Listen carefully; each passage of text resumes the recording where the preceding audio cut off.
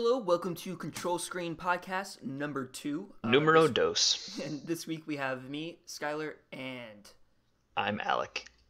we're going to be talking about, we're going to first close off what we ended on a cliffhanger last week, my favorite movies, because I couldn't think of them on the spot. And then we'll go into the Doctor Strange trailer that we just missed, when we'll probably talk about the Jason Bourne trailer that just came out as of this recording. I think, a couple hours ago? Came out this morning. This morning. About 12 hours. We'll probably come out or talk about the Avatar news that dropped. I don't even know when that dropped. I remember seeing it like on a news post. It's like, I think it was a week ago. Yeah. So.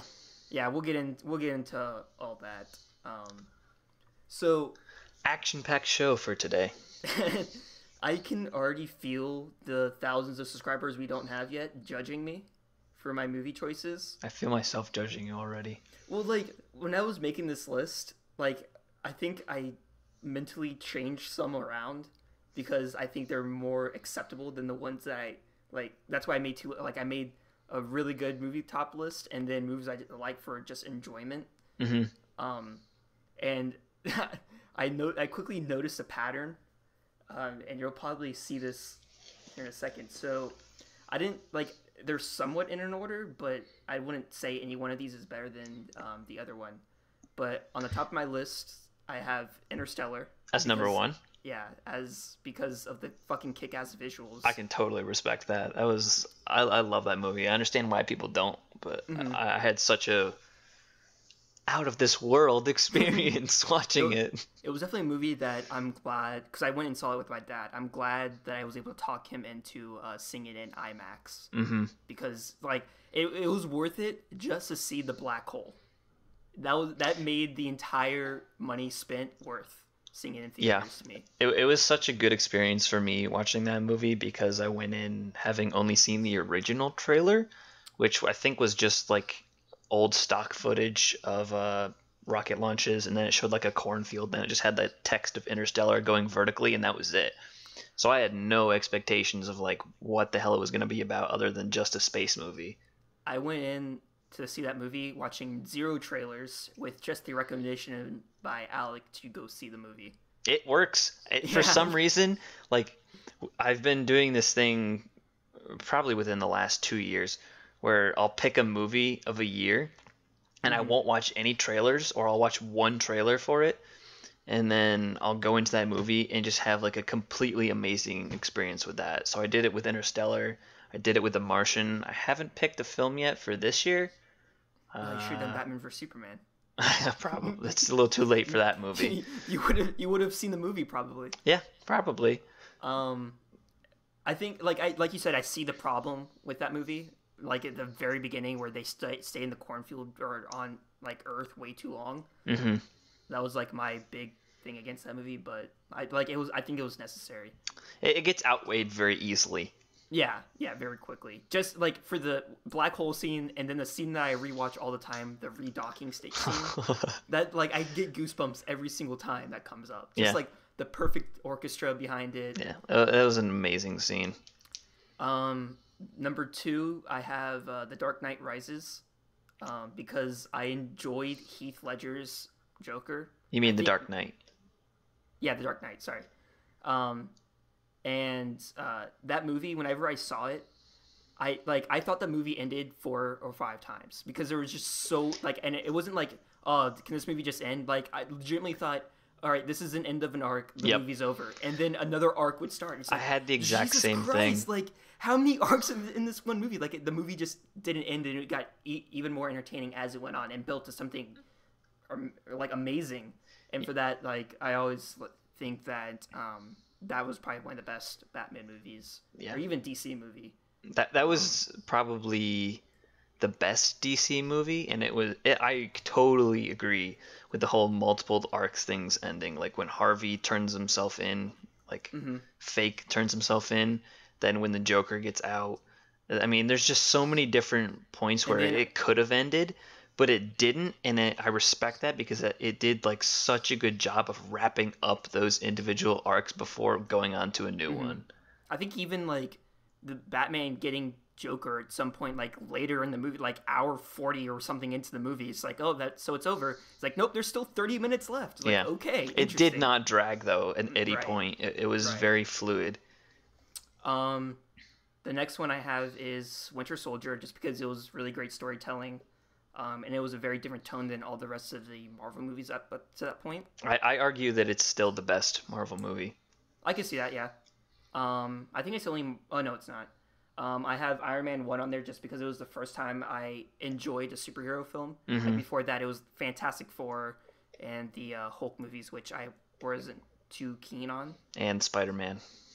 And Spider-Man. Tobey Maguire Spider-Man. Yeah, I didn't really like Tobey Maguire's Spider-Man. But I think that's probably because I saw the third one first. Ooh, not a good way to start. Yeah, so, yeah. I have The Revenant on here because of the really good cinematography. That's in my top 10. Yeah, and then it was such a good, like, it did a really accurate job of representing how the times really were back then, with just the nature being a force to be reckoned with. Not that it isn't now, but it was so much more of a threat back then when there was very little civilization, and I thought it did an excellent job of bringing awareness to the fact that the white man fucked over the Indians so bad.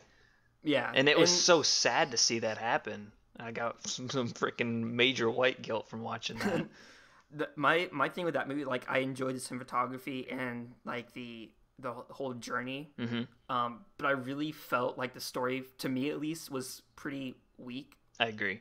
Because I understood his motivation to track down the man that killed his son, but it was just like, come on. I agree, and it's one of those things. There's very few movies that the story doesn't matter. I would argue that Mad Max is the exact same way, where it's like the story didn't mean jack shit. It's about the world, and it's about the action in that movie that drives it. So for The Revenant, I would say it's not just necessarily the cinematography, but it's the location and the intensity that drives the movie, not the story. Because stories are important, but sometimes like they can be a backdrop, in a rare twist of events. And then the last movie that I wrote down in my list was Inception, just because I thought that was a great example of brilliant storytelling, because it was an original idea as far as I know, that had really never been done, going into people's dreams and stuff like that. If it has, it hasn't been done to that caliber or nearly as well.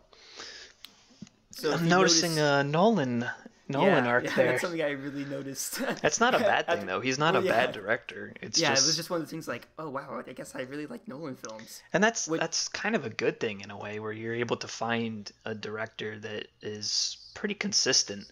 Right. So I don't know if you've ever seen Insomnia by him. You should see that movie. It's so goddamn good. And we'll get into this earlier about why I enjoy Nolan films, but there's a thing that he severely blue balls me on every single time. And I think we'll probably go into that more in depth once we get down to talking about Doctor Strange and Jason Bourne and stuff like that, because there is a much wider topic that I kind of want to go into towards the end of this podcast once we're kind of wrapping up and everything. Okay.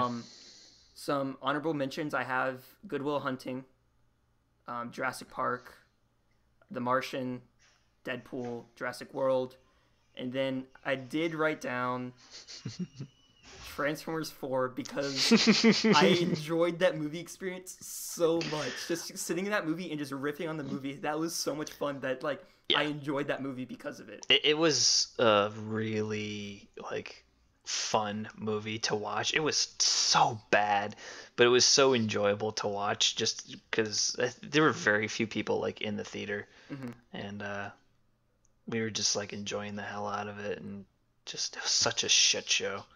Yeah, and it goes into there's a pattern of types of movies that I noticed I'd like, and again we'll get into that later. And it's that I don't mind these long trilogy type movies because of just the stories that involve. I don't mind people talk about how they're just beating a dead horse. I forgot that he did Memento. And he did The Prestige. You really need to watch those movies by I should Nolan. just look up Nolan on IMDb and just watch everything he did. No, but seriously, those are really good movies. I'll add it to my list of a billion other things that I Your still list need is to getting watch. pretty long now. You may have to catch up on that at some point. Oh, my Netflix queue is ridiculous. At some point, we're gonna sit down and you're gonna watch Alien and you're gonna watch Aliens, and then I don't know if you've seen it, but you're gonna watch Predator. Yes, we will do that at some point. You got some catching up to do. Oh boy, do I.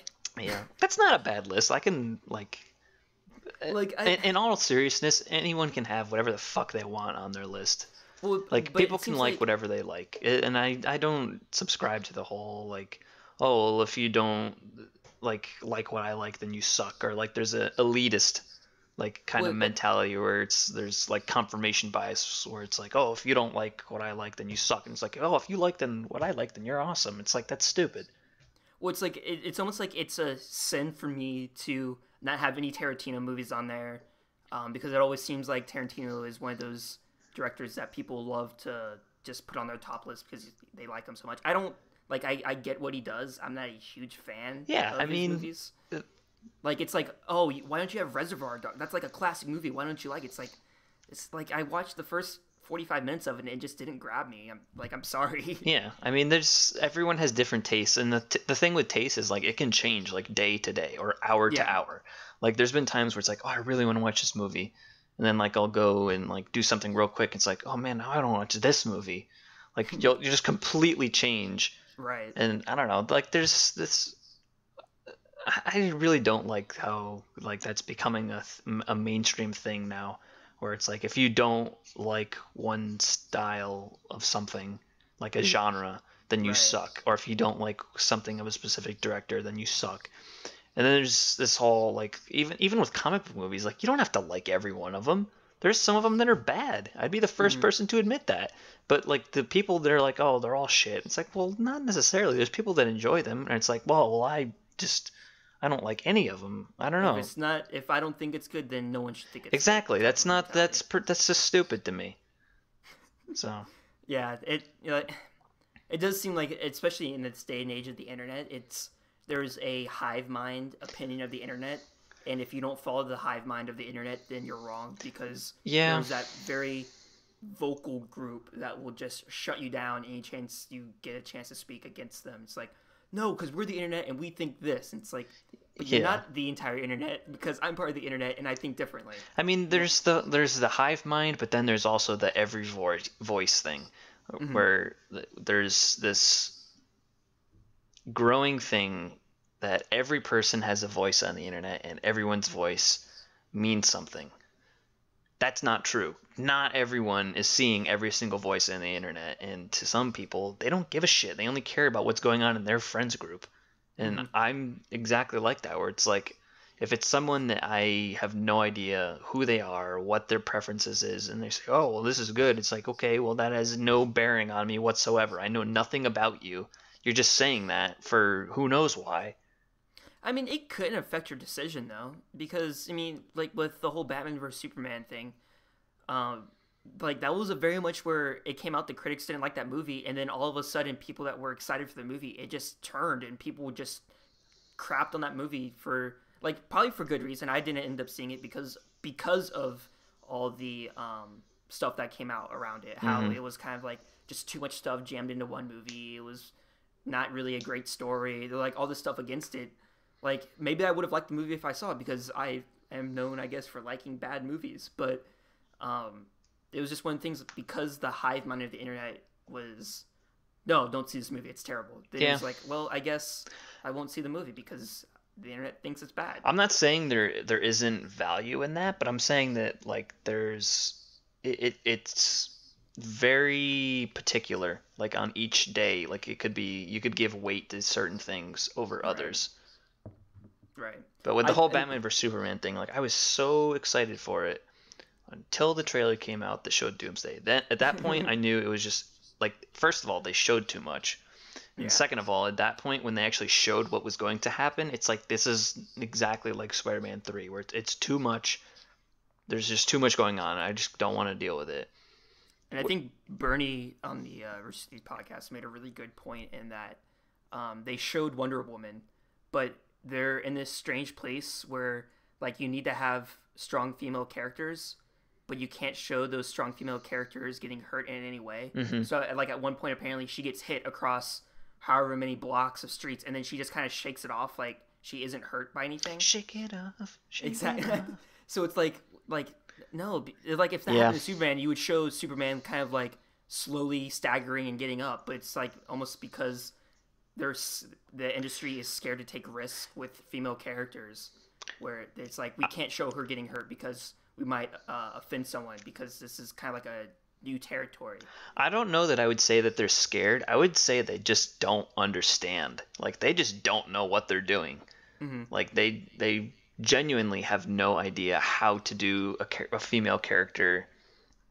I won't say correctly because there's no correct way to do it, Mm-hmm. but in terms of like just a character, doesn't matter what gender it is, they have to have flaws, otherwise they're not interesting. Right. They have to have weaknesses. So if you're showing someone that's just like gets smacked across the room and then just flies right back at them, it's like that's not interesting anymore. Yeah, it's like they're scared of exploiting flaws. Exactly. In a female lead, which like it kind of just destroys the integrity of the movie, at least to me. And a lot of people said the same thing for Rey in Star Wars, that she was like a Mary Sue. And I won't argue, or I won't disagree with that, but I'll say that like the severity that people are saying that she was a Mary Sue and that she was like completely perfect is absolutely false. She clearly has issues with her past and like her parentage, and she doesn't want to accept the responsibility of having the power of the Force and stuff like that. So, well, it's short. Go ahead, sorry. There's like this really fine line that certain directors, if they cross it, they're shamed by the internet, and then if they go the other way, they're shamed by the internet. So it's getting to this really fever pitch where there's no, if you go in between, it's just boring. But if you go one side or the other, you get just absolutely crapped on. Well, and that goes to my whole theory with internet-wise, is there's this fine line between like, and it maybe not specifically to what you're talking about, but it seems like on the internet there's this fine line between being liked by a lot of people, and then once you cross some threshold that has yet to be discovered, you start being hated by everyone for being too popular. Mm-hmm. So it's like, oh, everyone likes you, well now everyone should hate you because everyone likes you. Yeah. And I think that's something that happened with Nickelback, where at one point people loved Nickelback, and then all of a sudden it's like, nope, we hate Nickelback now. It's like, wait, what? Why do we hate Nickelback now? Yeah. It's like, I still because love their music's Nickelback. crap. It's like, but they made good music. Like, why is it all of a sudden? I think it's because like they were one of the last successful grunge bands, that they were just seen as basically cashing in on like the last huzzah, basically. Right. And I can kind of agree with that, but at the same time, that doesn't mean that I can't like their music. Right. So. But the point that I was going to make with Rey is I always thought the Star Wars had this kind of built-in kind of excuse for anything like that, whereas the Force is this natural balance.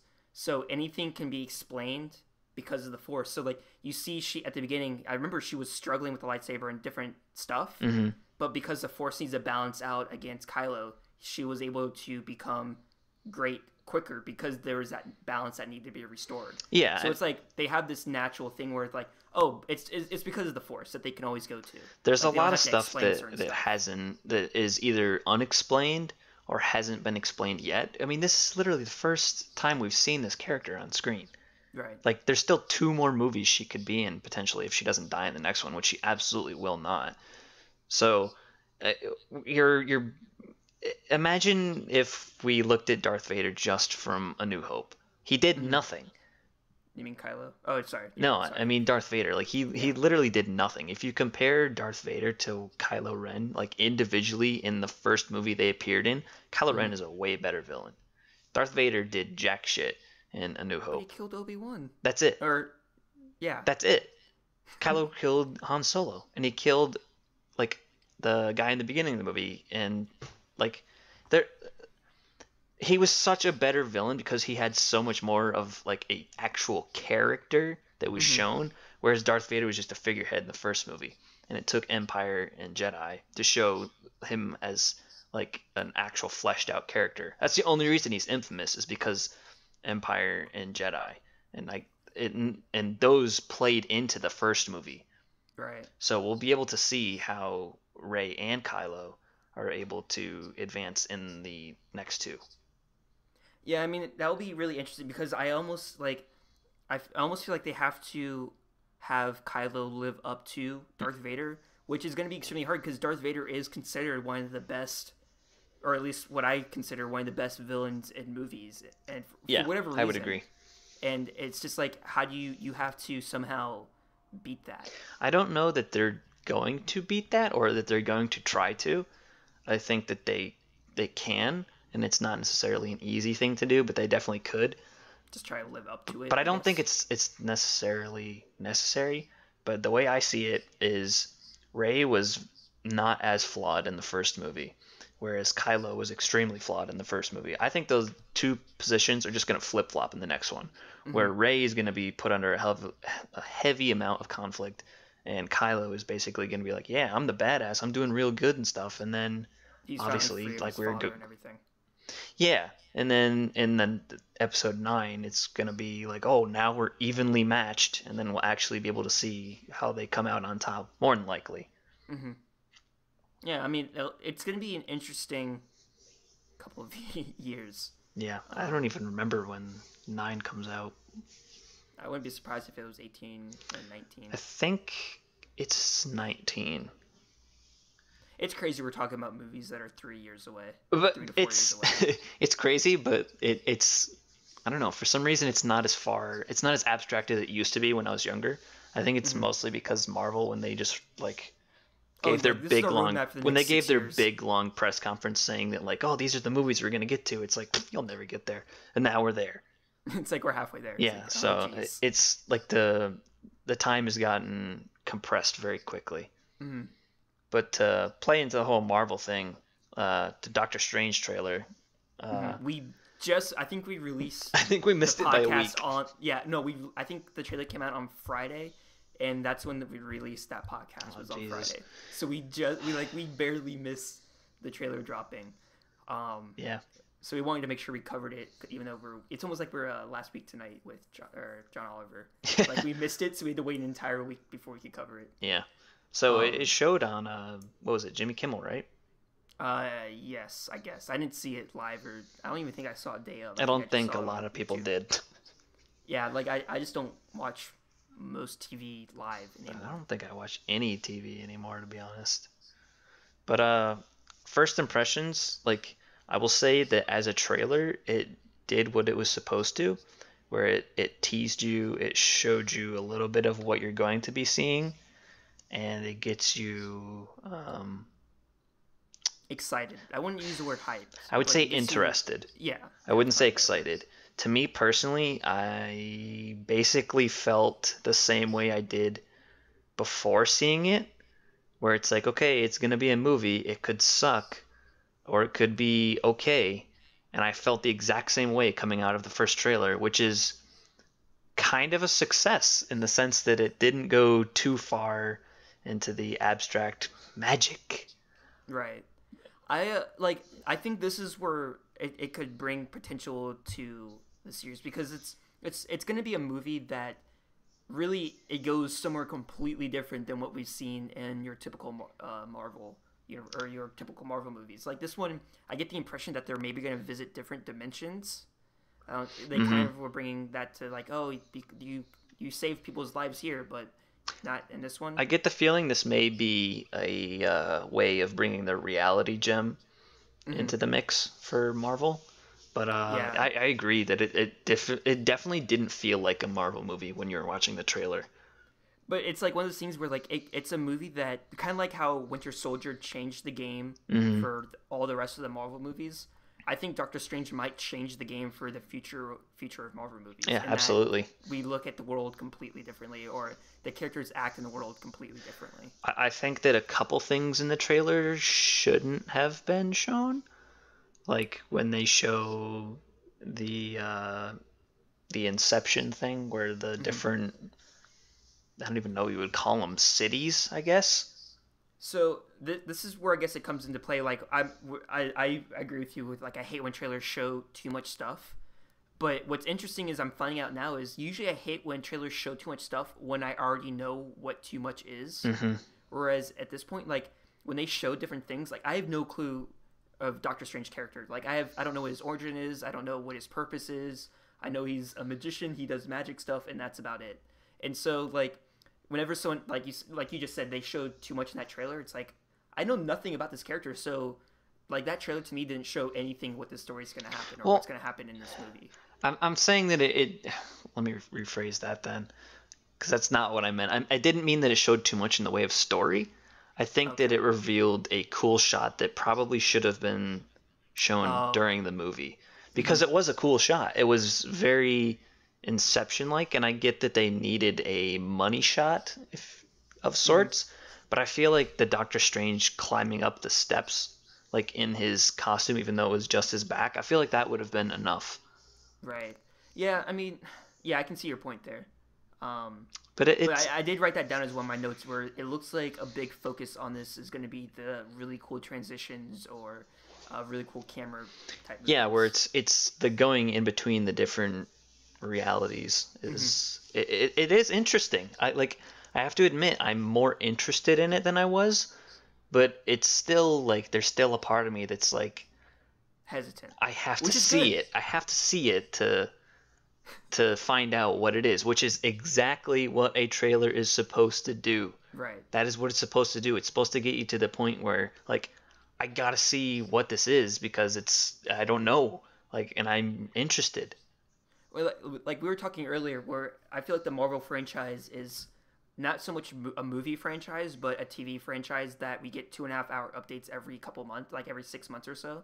Whereas like, even though you might not like the movie, you still kind of have to see the movie in order to stay up to date in the universe. Yeah. So like with TV shows, you might not like a certain episode, but you still need that episode to be knowledgeable of what's going on. There's still important elements that are in play. Yeah. Right. So I know a lot of people skipped out on Ant-Man. So. Well, maybe it's like not every movie, because I don't think like if you skipped Ant-Man, I think you missed something, because it was actually a really funny movie. But I don't know if you necessarily missed anything story-wise. But we haven't seen anything from Ant-Man or Stephen Lang since that movie, so we'll know more after Civil War if his role is really all that important. No more in 3 weeks? 2 weeks? 3 weeks for me. Probably, yeah, 3 weeks for me, because I'll be out of town. Yeah. Bummer. Yeah, that's gonna suck. Yeah, I'm gonna try my hardest to stay away from spoilers. Well, it's gonna be easy for me because I just found out the people I'm staying with don't have internet. Oh, perfect. So... Well, then you'll be good. Yeah, so I'm gonna be completely off the grid more than likely. Yeah. But yeah, I think like looking if like people are saying that they're starting to get fatigued with Marvel movies, which I understand because I'm starting to get that a little bit. Because 2 movies a year is a lot, and I think they're trying to cash in while there's still interest, which makes complete sense to me as a business model for sure, especially because it's Disney. And plus, like they if they would do like, all right, we're gonna do 1 Marvel movie a year, where would we be right now in terms of storyline? Like we would just be getting Winter Soldier or something like that. Yeah, I'm not sure. It would be one of those things where it's like, okay, this is just like, oh, they're planned out until 2030 because we're only doing 1 movie a year. And it just seems like that would be way too much. So like I'm not bothered by the pacing of the 2 movies a year, because it is something like I consider a TV show where I'm just getting updates into this world every 6 months. Yeah, when you pointed that out to me, not on the podcast, but that definitely changed the way that I was looking at things, because I was getting fatigue. I don't even know that fatigue is the right word. It was more just like bored. It was like almost too much to keep up with, or it's like they're basically forcing you to keep up with it in a way. If you catch my drift. Yeah. But thinking about it in terms of it being a TV show every 6 months to a year, that makes it a lot easier to swallow, because even if you wait a year, you could watch 2 movies within like a 5-hour period, where it would basically just be like binging like 5 episodes of a season of something. So that makes things a lot easier to look at it that way. And it's weird that changes your frame of mind on something. Like we expect something like a TV show. It's like, oh, well, of course a TV show is 23 episodes, or 13 episodes. 23 episodes, Jesus, it'd be a long season. No, like your typical like NCIS or any of your CBS shows are usually 23 episodes a season. Yeah. I'd watch so, like, that. when They're all the same. so it's weird that when you say like, oh, it's a TV show, it's like, oh, well, I expect there to be multiple episodes this year. Whereas if you say it's a movie, it's like, oh, there should only be one episode this year. Where when you look at time frame, like a TV show runtime from beginning of the season to end of the season is longer than 2 movies. Mm-hmm. So it's one of those things, like it's weird how a change of reference in your mind can change everything. Yeah, but it works. Yeah, it just fascinates me that that's something that works. Yeah. I don't know why it works. I can't explain it, but it does. Yeah, it's just one of those things, like, it just dawned on me at one point where it's like, oh, I'm watching a movie, but what I'm really watching is a really well-made TV show. Yeah, and it kind of helps, though, too, because a lot of the comic book movies have, like, animated TV shows, and there's a lot of CG in that, so maybe that is, like, kind of like a subconscious level where I'm helping myself wrap my head around that, I guess. It could be, like, if they did 2 Jurassic Park movies a year, then that might be a different story. It would be interesting to see if that actually changed anything. Yeah. That's an interesting point. That'd be interesting for sure. I think that'd be a little much. Well, yeah, maybe Jurassic Park isn't as big as a universe as they actually announced their director for the next movie. Yeah, so I don't remember who it was. I remember a lot of people were excited about it. I don't remember who it is. I don't remember what he does, but I remember I looked it up at the time, and it was like, he'd done a lot of really good movies. Yeah, I mean, it's whatever. I don't really. I think it's gonna be. It'll be fine. Yeah, it'll be fine. I heard that Jeff Goldblum is up to doing a cameo, which would be I interesting heard if they about actually that follow too. through with that. Oh because God, I'd be so into that. Yeah, just because it would be cool to see some of those cast people come back in some regard. It's funny because you could honestly just separate the first movie from the entire franchise, and it's still like a fucking masterpiece on its own. I can't get into the second and third movie. Like, I love really them so much. It just seems like one big cheese. I think it's because I watched them when I was so young that I've just built up an immunity to the shit in them. So you're saying that your reason you like 2 and 3 is the same reason why I like the prequels? Yeah, I used to like the prequels too, and then until I saw them recently, and I was like, oh no, I'm a fucking idiot. You know, there are still nuggets of gold in those movies though. Just great scenes in them, but it's like everything else is crap. When I was making the movie lists, I'm not gonna lie, I was thinking about putting in the prequels just to see what your reaction would be. No, there are great moments in them. I don't. It's been so long that I don't remember it anymore. Yeah, add that to the list. My mind. I remember what's his name, Qui-Gon getting kicked off by Darth Maul. He got stabbed.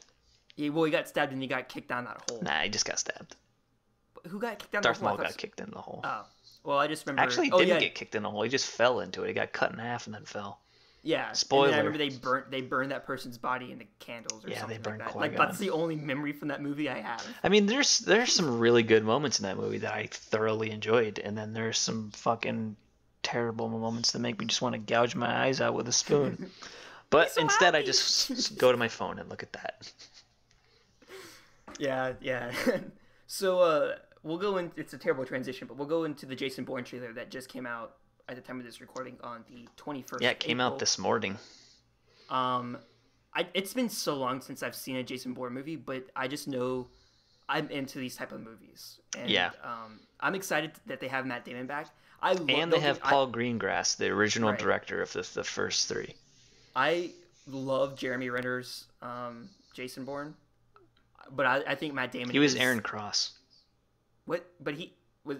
It was a Jason Bourne movie, but he didn't play Jason Bourne. Right. Well, yeah. I just meant that I enjoyed Jeremy Renner's role in that franchise. Yeah, I mean, it wasn't a bad movie, but it wasn't like, oh, this is a really good movie. It was just, it was slightly better than a generic action movie, is what I would categorize it as. But this is one of those movies where, like, it kind of comes all together what I like in a movie, in that I thoroughly enjoy movies that have really well built worlds and stories that can exist inside those worlds, which is why Nolan gives me severe blue balls, in that he creates these amazing worlds and then does one movie in them and then just leaves them alone. Like, I love Interstellar. I love Interstellar's world. I want to see more Interstellar, but I know he won't do more. I don't though. I think it exists so well on its own. Well, yeah, but it's just like he built this world that you care about so much, and then he's like, yeah, that's all you're gonna see. I of would that say world. they could easily do a sequel to. This is completely off the point from Jason Bourne, but we will get Right. back to that. But they could easily do a sequel to Inception, just an entirely different cast. Hmm. But it's just one of the things like he spent all that time creating this world that I love, and it's just like, yeah, He may go next. back to that at some point because it could. That's a movie where like I mean it's an idea that doesn't Hmm. have to be self-contained to just those specific characters. I Right. feel like all those characters, their arcs were very closed and very. They ended very good. Hmm. If that's a stupid way of saying it, but they did. They ended off probably exactly where they should have. Was he in a dream or not? Exactly. There's something like that. So if they completely changed it, it could be in the future, honestly, or it could be in the past when like they were talking about like it's been done before, if Hmm. it had been done before that even, but they could easily do it. But Yeah. back to the Jason Bourne trailer, it had a phenomenal trailer. It was Hmm. so well crafted in the way it's like this is what it used to be, Hmm. and here's him now, but we're not going to give you all the information. They give you little hints that there's a Edward Snowden type data leak with Hmm. oh god, I can't remember the name of her character, but the blonde chick in the trailer. Who, for whatever reason, whenever I first saw that, I was like, "Is that Ronda Rousey?"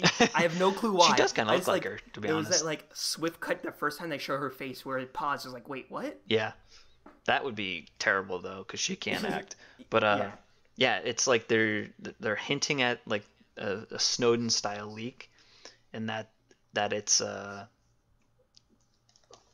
reason why Jason Bourne volunteered in the first place, maybe being set up on the premise of a lie, Right. and him finding out about said lie and finding out the truth about something. But it's just those little tiny hints. It doesn't Hmm. give you any more than that, and then it Well, and just it's been shows action.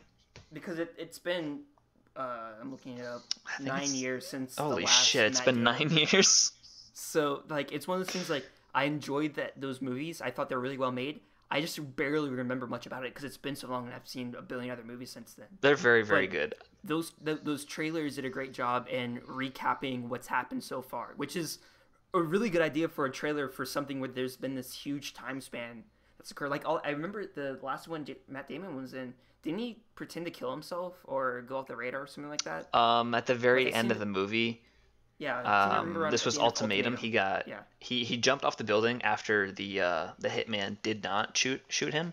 He chose Hmm. not to because they kind of saw eye to eye in the sense that they were both being used. But then the dick CIA guy shot him as he was falling into the water. And Yeah. then at the end, you see that Bourne starts swimming, and I think that's exactly how it ended.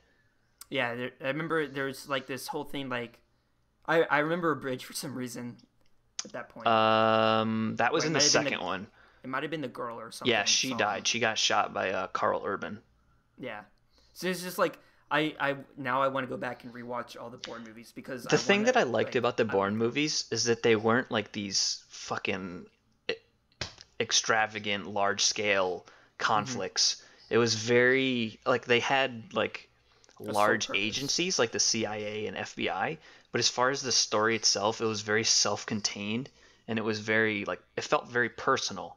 Like it was like individual to the characters being shown. It wasn't like this global level of action, which I felt So like that made it more grounded and right. realistic.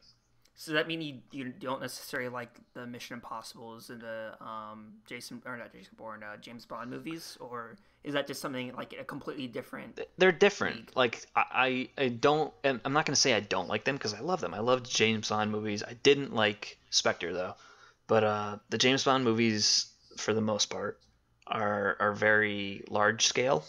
Hmm. But they've been getting a lot smaller with Casino Royale. We're gonna skip Quantum of Solace because that's a piece of shit. We're gonna go straight to Skyfall, where that was A really good it movie. was a smaller scale, but then it got really large really quick. And then Hmm. for the Mission Impossible ones, I feel like those are like the popcorn movies where Hmm. you just go Music there just to to have an enjoy. amazing time, and the stakes don't really matter because you know they're gonna win in the long run, and you're just there for the ride. And Yeah. it's fun to do that for those. Speaking of which, Yeah, so I had a dream that Jason Bourne, that I was like a producer on the next Jason Bourne movie, and it was like a secret team up between Mission Impossible and Jason Bourne, and they were like, okay, they were like, you can't tell anyone about this, and then I think I just like jumped off a bridge because I couldn't handle it. What?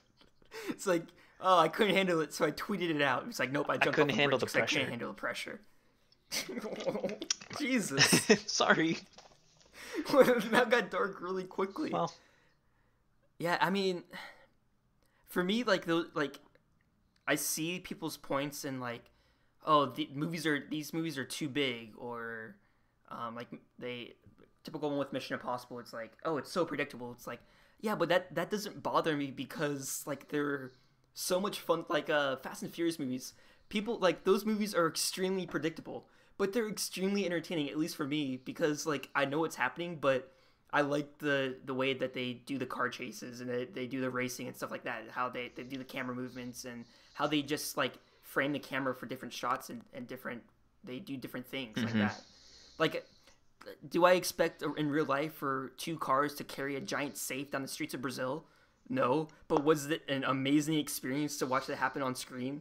Yes. So it's just one of those things like people love to crap on these big franchises because they're big franchises. Like, no, they built this amazing world that they can now experience and live in, and stories just kind of bring themselves up, and that's something that I love, especially writing wise. Like, I love building worlds, and especially worlds that can kind of just make up stories on their own. yeah. Like, you don't have to specifically go in and dig through a pile of mud trying to find two things to slap together to make a story. Like, if you make a good world, I believe that like stories just kind of artificially come together. I just could not get into Fast and Furious after the first one. I enjoyed the first one because it was, again, not as fucking ludicrous as the other ones where it was. Speaking of which, he's actually in that. Yeah. But it was a lot smaller scale. It dealt with just like the issues of trust and loyalty more than anything. And then it just went into an all-out shit fest for the other ones. And then I just started hating all of the castings that they did. They chose very, very pathetic actors, in my opinion, especially with The Rock. He is not an actor. He's a wrestler. Doesn't matter what people say. Funny. No, he's not. He's an idiot. He can't act, and he's not funny. He fell off it was probably like a 13-story building on his arm, and he survived. Yeah, that's bullshit. It was great. No, it's crap. It's absolutely crap, and he's. But it's just like you suspend your disbelief in those type of movies, and you enjoy it for. I shouldn't have to suspend my disbelief though, based on the first movie. The first movie was really grounded. Okay. I think if you watched the fifth one, it would be extremely easy to suspend your disbelief from. I'm sure at a certain point I would have to. I would just have to just check it. I just have to be like, fuck it, I give up, I surrender. I'll have to go along with it, but I don't know. I just really, really don't like the casting in that movie. Well, movies, I should say. The casting, like it plays a role to me. Like I don't notice bad acting all that often, unless it's extremely terrible. So like you're tearing me apart, Lisa. Yeah, so like. There's stuff that I kind of like. I have noticed that I start noticing different things like ADR and stuff like that just randomly. Like at one point, I watched I don't even remember what it was, but it's like the lip sync doesn't match on that. Did they ADR? Yeah, that sounds really clear all of a sudden. Why is that ADR? So it's like all of a sudden it's like that button clicked. Yeah. But other than that, like I don't notice terrible acting or stuff like that. It's just like if the world is a really good and well-built world, and the story is somewhat decent and can exist in that world, then I'm completely fine with that movie. And which is why I'm fine with Transformers being like a huge pile of crap of a movie, but it's in a world that's really cool, and they tell a story that can exist in that world. And so I accept it because it's fun, and I enjoy having fun. Look, I don't fault people that like those movies, but I'm just telling you that I fucking hate them, and I can't stand them. So. Yeah, I mean, that is very much, again, like we were talking at the beginning, popular opinion versus single opinion. Like the popular opinion is that the Fast and Furious movies are a pile of dog crap. Yeah. And Transformers movies are a pile of dog crap. But people still go see them. Yeah, well, I get the label as a person that likes these crap movies. It's like, whatever. Well, you run into the whole thing where it's like the sequels, and it's just you're just invested. It's just like with the going into Avatar, this like they announced what is it, 4 sequels or 3 sequels? It's I like think 4 more movies. it's ridiculous. He did the first one. What was that? 2012? I think it was 2012.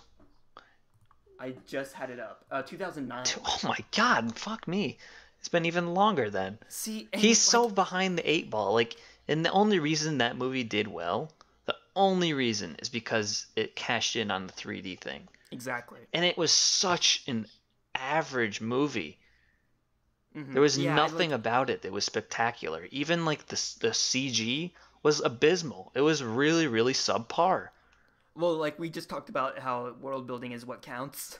This movie the first movie was entirely world building. Essentially, I don't even like. It was so bad I kind of tore it out of my mind. Like I don't remember anything except for like a few bits and pieces of that movie.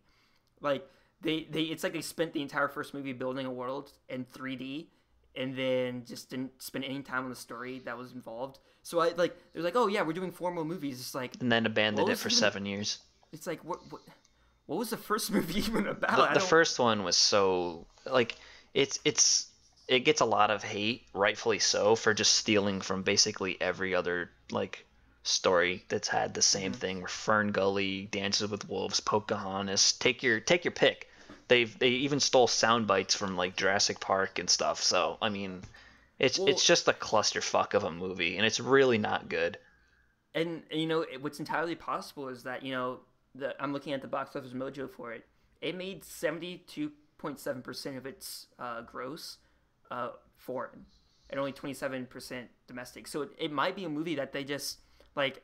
Yeah, American audiences didn't really respond to it, so we're gonna adapt this movie to a more foreign type demographic. Well, yeah, I mean that's like a lot of the foreign markets like enjoy like a new world that's very abstract, especially with like they had like flying mountains and stuff like that, and they responded that well. You can see that a lot in their anime and just their different movies and stuff like that. It's just something that they enjoy, like in most foreign cultures. Like I enjoy that too, to a certain degree.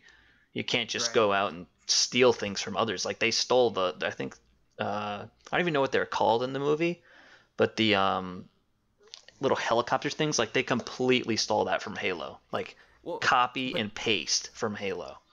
That goes to what we were talking about before this podcast, and that like it's very hard to be original even when you don't mean to be. So like what I was giving an example of, I'm scared to watch other content because I'm scared that it might influence me creatively. But what would happen? What if James Cameron had never seen or played Halo, or that's hasn't absolutely seen bullshit. one of these properties, and just happened to have a similar idea that he didn't know he was taking from someone, and then here's the thing though, it has to go through so many different channels from concept art, or from initial idea even to concept art, through production, through post-production. You mean to tell me that no one had played Halo through all that, or even seen something like that? It's just that's too much of a coincidence. Right. Yeah, I can see your point. But it was just one of those things like it definitely has something where I definitely think about that more often. It's like I wonder how many people, like how many ideas have come up, but it's like, oh well, this person already did it, so you can't really put your spin on that. He did have an original idea though. They had sex with their tails. Yeah, or was it their hair? I thought it was their hair. Was it their hair? Their hair tails. I don't remember. I just remember it was really weird. It was and really uncomfortable. That movie not necessary was whatsoever. It was such a turd. And people that like it, whatever, you like whatever the hell you want, but I hated it. It would be interesting to see what they, because like you said, the movie was popular because it was the first movie I think that came out 3D IMAX. Yeah, I mean, I want it to be successful. I want them to have a good series because James Cameron has a decent track record. Like, I love what he did for Terminator and Aliens, but I fucking hate him as a person. Like, I really don't like him. I don't He's like really that. Pretentious. Isn't he like? Doesn't he have a thing on like a? I can't even think of the word, but on set people just don't like working with him. Yeah, he's just a dick. Like he is. I think it was the same way with George Lucas too, where people just didn't like working with him. And I Allegedly. you have to respect them for what they're able to create, but at the same level, it doesn't mean you have to like them. Well, but maybe they're able to create these worlds because they have them in their mind, and because they have these perfect worlds in their mind, and they don't want other people to stick their hands in to mess up their perfect because world. George did such a good job of messing up his own world. Misa back. Hey, he's a hero. Yeah, he's a hero. He saved that first movie. No, he didn't. Anakin did. I'll try circles. That'll help. Oh man. I don't know. I want Avatar to do good, but at the same time, like you're so far behind at this point. Like, yeah. I don't know why. Which it should be concerning. He hasn't done anything since Avatar. He hasn't. And so has he been spending all these 7 years writing the second movie? Like, that can't be a good sign. Apparently, he was writing the next 4. So it's going to be every year now. It's going to be Avatar 2, 3, and 4. I have no idea. Well, I'm just saying, like, that would be the only way he could excuse for this huge gap in his supposedly next big franchise. The way I see it going is it's probably going to end up the exact same way as The Hobbit was, where The Hobbit should have been 2 movies, should have been amazing, ended up being 3 movies, and ended up being overall really crappy. Yeah. So, I enjoyed the second one, mostly just because Smaug, and I wanted to see him since I was like 8 years old when I read The Hobbit. And it was such a magical moment. It's still one of my favorite scenes ever. But at the same time, like, just the trilogy itself. The third movie was such a fucking piece of crap. Like, it was such a drag. Yeah, I can certainly understand that. I don't know if I even saw the Hobbit movies, to be honest. I would recommend seeing them. Like, they're again, it's just like the prequels. There are amazing moments in them. And then there's everything else. Yeah, it goes into I love the Lord of the Rings world, so I might as well. I just don't think I spend time. Don't compare it to Lord of the Rings. I won't. But when you go in to see it, yeah, don't even bother. Universe, like, it's untouchable. It's just like it's the exact same situation as the Star Wars movies, where it's like the original 3 are amazing, keep them self-contained, they're classics, and they exist on their own. And then there's the prequels. This is the exact same way. Yeah, I mean, I'll add it to the list of billions of other movies that I need to see at some point in my life before I die. All right, well, I think that'll be all for this week. Make sure to put in the comments below what your list is. Of movies you need to see, or top movies? Both. That way Skyler can add more to his collection. Please. It's already too much. But seriously, if you have a movie that you think we should watch, maybe we'll do, like, a brief review of it or something. Please put Thanksgiving in that list. Put something in that list. We'll definitely watch it and give like a little brief, maybe like 5-minute review on it or something. Yeah.